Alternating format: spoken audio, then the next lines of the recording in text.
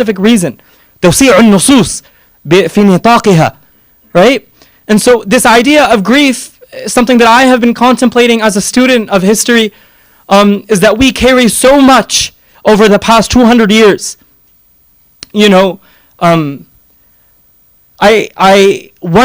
memory that always, I think that especially for those of us who come from, Hindustan, and those who might know, Muslims ruled India for 800 years. 800 years. There are more Muslims in South Asia than there are Arab Muslims. 600 million South Asian Muslims.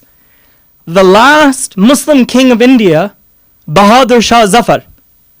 I don't know if anybody has heard his name. They used to make you memorize his poetry back in Pakistan in the 50s and 60s. Now you just look at TikTok videos. But a long time ago, they used to know his poetry, right? If from East, I looked at some of these East India trading company archives. Remember, the first Muslim country that was colonized was India, right? And then Egypt came after. But the first Muslim interaction between colonial modernity and Islam was within India. So this is the first time that this is happening. So if we want to start from the asl, يعني كل شيء يرجع إلى إيه أصلها. So if you want to start, we have to start in 18th century India. This is where it all begins. And Bahadur Shah Zafar was 82 years old, the last Muslim king of India, and he was the East India Trading Company was besieging Delhi. They used to say Dilla Ilahi, the long time ago. Delhi, Dilla Ilahi. The East India Trading Company was besieging the city of Delhi, and as they were besieging the city, the last Muslim king, 800 years of Muslim rule, of Sunni Muslim rule within India. He was 82 years old, hiding with his two sons outside of the grave of Humayun, who was his ancestor, and today you can still find it across Nizamuddin Awliya. And the British captain took the two crown princes of the last Muslim king. And what did they do? Does anybody know? They executed them. And it's okay to talk during. It's okay to ask questions, right? Sayyidina Umar radiallahu anhu would ask during a Jummah khutbah. One time Sayyidina Uthman radiallahu anhu walked in and he asked during the Jummah khutbah, why did you come late? And he said, I had to do wudu. And then he said, what? You don't even do ghusl either? Bukhari hadith. So Sayyidina Umar would speak to people during the Jummah khutbah. You know that story of an old woman too. So that dialogue in Jummah khutbahs should be brought back in the sunnah of Sayyidina Umar. Thank you. They took two of his sons, right? 18 years old, stripped them naked in front of the entire Muslim population of Delhi and shot them dead. Today it's called Khuni Darwaza in Old Delhi. What does Khuni Darwaza mean? The bloody gate. Think about this is a memory within us. There are thousands of these memories in Syria, 1920s, in ulama and some of the Syrian sort of politicians. The stories are harrowing, right? Iqbal says, Shabi pish khuda begirist imzar. Musalmana chura azarand و kharand. Dili nida amad kanami dani qawm dili darand و mahbubi nadarand.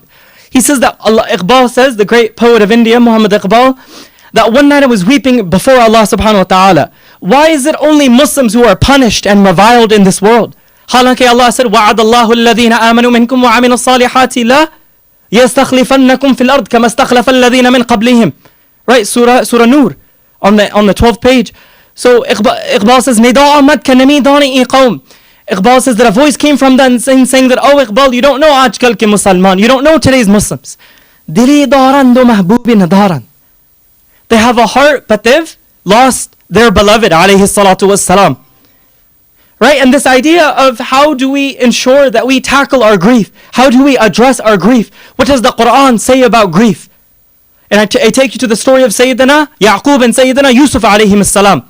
On the 7th page of the 13th juz, Allah says, وَتَوَلَّى عَنْهُمْ وَقَالَ يَا أَسَفَى عَلَى يُوسُف وَبْيَضَّتْ عَيْنَاهُ مِنَ الْحُزْنِ فَهُوَ كَظِيمٌ. Allah says, this is the words of the Quran, mutawatir an Hafs. This is our Hafs qira'ah, right? وَتَوَلَّى عَنْهُمْ وَقَالَ يَا أَسَفَى عَلَى يُوسُف. He turned and he said, when we were in madrasa, we had to do Quran in Urdu only. So they said, high afsos. For Ya Asafa ala Yusuf, high afsos. So much tragedy, so much grief upon Yusuf. وَبْيَضَّتْ عَيْنَاهُ. His eyes became blind. وَبْيَضَّ literally means to become white. Sufeid hona. But in the Arabi muhawarat, it means to become blind. In modern psychology, we call this somatic, right? Somatic grief, where it has a physical effect on your body. Where grief can have a physical effect on your body. They did a study of Holocaust survivors and their descendants, and they saw that their DNA had changed out of trauma and grief. and that had carried through generations. Would that not also stand with us as Muslims for 200 years? Right? قد تحيينا على رغم الاستعمار على رغم استعمار عقولنا وأراضينا وأجسادنا. Right? This is a reality. This is the truth for 200 years. That is just going to go away. Then what is Allah? If that was true, Sayyidina Yaqub would have just forgotten about Sayyidina Yusuf. And this is truly, we're all looking for our Sayyidina Yusuf alayhi salam. And so the brothers of Sayyidina Yaqub say, قالوا تالله تفتأ تذكر يوسف. قالوا تالله تفتأ تذكر يوسف. That, oh our father, you are continuously doing dhikr of Yusuf, doing dhikr of the dhikr, يعني غم Yusuf, the grief of Yusuf. Why is a prophet of God speaking about so much grief? Isn't it that everything comes from Allah? Let's just move on. Isn't that so? Isn't that what we hear? Just move on. So why is a prophet of a God? And remember, as we learn, يعني كما درسنا في كتب عقيدتنا وعقائدتنا, that what كل الأنبياء وكل نبي وكل نبي رسول معصوم من الخطأ والإثم. Nay, every prophet it is physiologically impossible for a prophet to commit a sin. فطرة وعقلا وروحا وجسدا. Right? So why is a prophet of God weeping so much that he's becoming blind out of grief, if we're just supposed to forget about everything? And remember, what is the first mistake of human? In Islam, we don't believe in the original sin, because the first man was a prophet, and every prophet is sinless. But we do believe in the original mistake, which is what? Fanasa. In Surah Taha, Allah talks about Adam alayhi salam, he forgot. So this idea of nisyan, of forgetting, right, is the first Adamic mistake. And as soon as we forget, we will fall into tughyan. This idea of forgetting, right? Why did Allah reveal new shara'i after prophet? From Sayyidina Nuh to Sayyidina Ibrahim to Sayyidina Musa to Sayyidina Isa to our Prophet alayhim afdalu salawati wa akmal tahiyyat. Right? Because of forgetting, because of nisyan. Insan, the word Arabic in insan can either come from uns or nisyan. Right? So this idea of that, if we have forgotten, then in what world could we do tajdeed? In what world could we have any form of revival if we have forgotten? Truly, that is something to think about. Because not only do we have to remember this world, we have to remember the azali world as well. The alami alast. Right? The alam al-ghayb. The قالوا بلا شهدنا أن تقولوا يوم القيامة إنا كنا عن هذا غافلين. Right? And so all of this grief that we carry, we must, in the same way that Sayyidina Yaqub was able to process it, we must process it too. Because this, whether, we talk about modernity and its solutions and its ills, none of that conversation cannot begin unless we do what Sayyidina Yaqub alayhi salam. وَكُلُّ نَبِيٍّ مُتَّبَعٍ. Muttaba' means what? He's followed. That why is Allah telling you this story in the Quran? Truly, why is Allah telling you this story in the Quran? Why is it an ayah? Why is it a sign for all of, not just humans, but for all of the cosmos? This is an ayah of Allah. Iqbal says, "O Musalman faqire kaj gulahe ramid asinae usawza ahe dilash nalad chura nalad nadanad nigahe ya Rasulallah nigahe ya Rasulallah." That a Muslim used to be a king and a Sufi so high, now the flame in his chest has burnt out, has been snuffed out. Dilash nalad chura nalad nadanad. The Iqbal says, writing in Lahore of Hindustan, that his heart often weeps and he doesn't know why. This is this idea that we all carry grief and we don't even understand why we carry this grief. You don't think that the ihtilal of Palestine hurts us every day? Of course, the ihtilal of Quds, ihtilal means what? Occupation. Doesn't that hurt us every single day?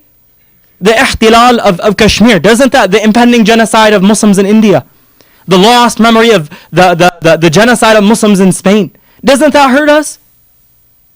After the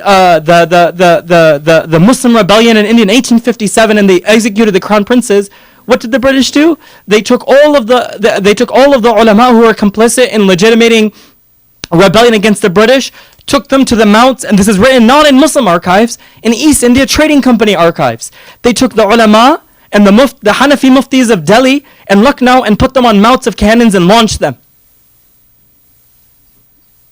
This is something to think about, right?